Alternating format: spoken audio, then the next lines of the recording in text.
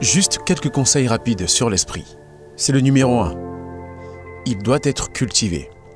Il y a un dicton dans l'Ancien Testament qui dit qu'un homme ne peut pas vivre uniquement de pain ou de nourriture. Seuls les chiens le peuvent. Les crocodiles le peuvent.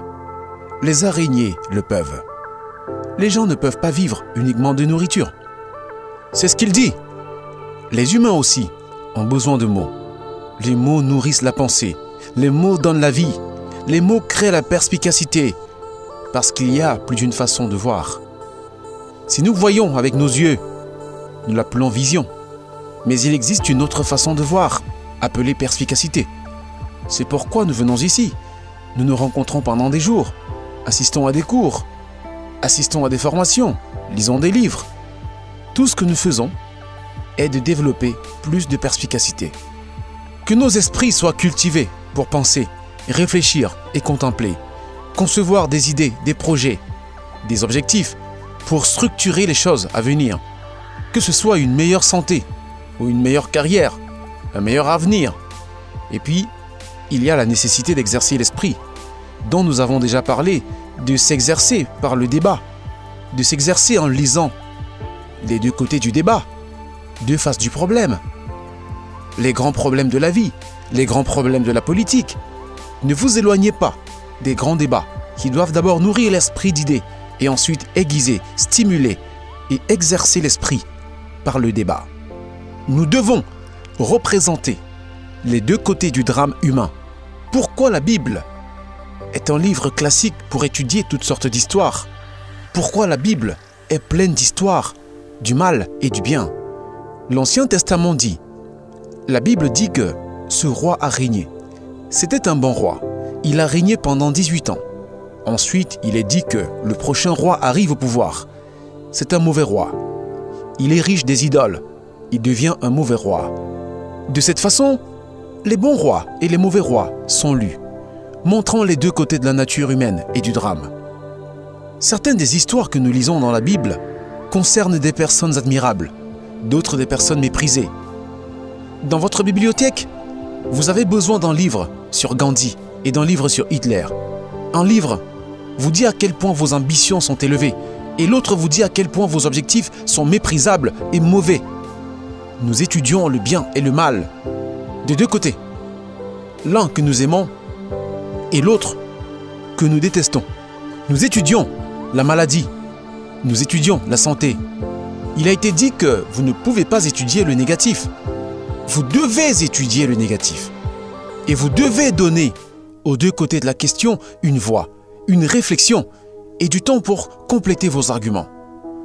En élevant nos enfants, nous devons poser les deux côtés, le côté dangereux et le côté sûr. Dans un séminaire auquel je suis sûr que certains d'entre vous ont assisté, j'ai parlé de l'idée d'être différent, la philosophie. La philosophie fait deux choses. Et je veux dire la philosophie personnelle de chacun. Alors attention à cela. Notre philosophie personnelle fait deux choses. D'abord, elle nous aide à voir les dangers d'une part, afin que nous puissions les éviter ou les minimiser. Ensuite, nous devons développer nos philosophies personnelles qui nous permettent de voir les opportunités de l'autre côté et d'en tirer le meilleur parti. Et pour le reste de votre vie, ce sera le double défi de développer la pensée et la philosophie et de tout renforcer pour que vous puissiez éviter le danger et maximiser les opportunités. Parce que le danger ne disparaît jamais. Le danger pour le navire de l'État, que nous appelons la nation, le danger pour les affaires, le danger pour la société. Le danger se cache toujours à l'intérieur et à l'extérieur. Et le danger se cache en nous-mêmes. Quand j'étais enfant, ils avaient ces petits dessins animés d'un petit garçon avec un elfe d'un côté et des chérubins et des petits démons de l'autre. Et l'elfe a dit que c'était bon d'y aller. Mais le petit ange a dit non. Quand les enfants sont jeunes, ils doivent faire partie de ce débat. Je dois ou je ne peux pas. Une voix a dit allez-y. Un autre a dit non, non, non. Nous espérons donc qu'au fil des années et des classes en passant de la première à la deuxième année, de la 5e à la 10e année, nous apprendrons davantage. Comme Abraham l'a dit, écoutons les meilleurs anges de notre nature. Faire appel à notre conscience et laisser notre conscience nous aider avec Dieu et tout ce qui a une bonne influence pour nous aider à prendre des bonnes décisions, éviter le malin et éviter le danger, le côté obscur, et faire appel à nous-mêmes pour nous engager dans le côté positif, le côté des opportunités. La bataille de l'esprit est importante pour nous tous les jours. Que penser? Que ne pas penser? Mon mentor, M. Chauve, a dit « Montez la garde à la porte de votre esprit, et c'est vous qui décidez de ce qui entre. Vous décidez de ce qui remplit votre esprit, car il devient le matériau avec lequel vous construisez votre avenir. Donc, engagez votre esprit à prendre des décisions rationnelles sur la vie. Méfiez-vous du voleur dans la rue qui en veut à votre sac à main. Mais méfiez-vous aussi du voleur dans votre esprit qui en a après votre promesse. Le voleur dans votre esprit qui dit que vous êtes trop petit, trop grand, que vous n'avez jamais fait avant. Qu'est-ce qui vous fait penser que vous pouvez le faire maintenant? Ça ne marchera pas pour toi.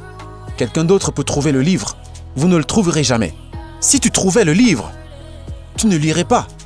Et si tu l'utilises, tu ne comprendrais pas tout ce qui se passe dans notre esprit. Alors, notez cette phrase clé. C'est l'une des meilleures de la journée. Quoi que tu fasses, ne deviens pas une victime de toi-même.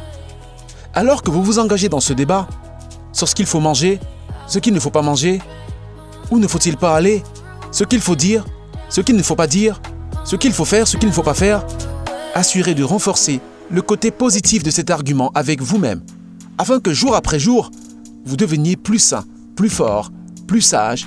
Vous construisez un meilleur bouclier et une meilleure immunité, mais une immunité intérieure pour repousser la maladie, mais une immunité extérieure pour repousser tous les éléments négatifs, toutes les ordures et toutes les choses qui n'amélioreraient pas votre développement personnel ni vos promesses d'avenir. Donc, c'est très important pour comprendre l'esprit. Nourrissez-le. Nous appelons cela de la nourriture pour la pensée. C'est la raison d'être d'une grande partie de ce séminaire de 3 jours. Fournir de la nourriture pour réfléchir, des pensées pour cogiter et ensuite des idées pour débattre. Et ce n'est pas nécessairement ce qui est bien ou ce qui est mal, mais ce qui est mieux, ce qui est meilleur. Ça, c'est bien. Mais ce serait mieux avec ceci. Oui, vous pouvez gérer. Mais avec ceci, vous pouvez vous épanouir. Avec cela, vous pouvez exister. Avec cela, vous pouvez vivre une vie fantastique. Donc, exercez l'esprit.